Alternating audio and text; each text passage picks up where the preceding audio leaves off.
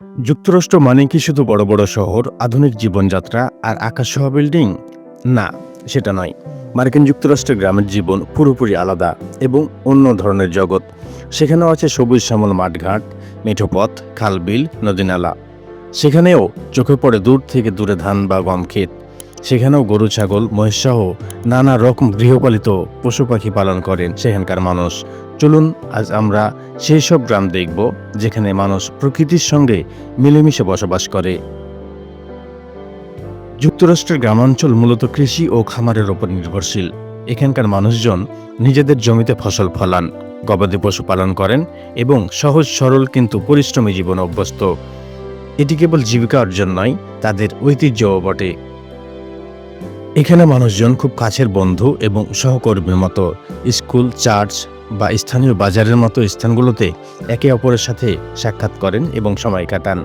গ্রামগুলো ছোট ছোট কমিউনিটিতে বিভক্ত এবং একে অপরের উপর নির্ভরশীল। তাদের সম্পর্কগুলো খুবই গভীর। যুক্তরাষ্ট্রের গ্রামের জীবনে এক ধরনের সরলতা ও শান্তি বিরাজ করে। এখানে শহরে কোলাহল নেই। দিন কাটে জমিতে কাজ করে, বাগান করে এবং প্রকৃতির মাঝে মিলেমিশে একাকার হয়ে। তবে শহরের মতো আধুনিকতার ছোঁয়া একটু কম। উন্নত সেবার জন্য অনেক দূর থেকে গাড়িতে করে শহরে যেতে হয়।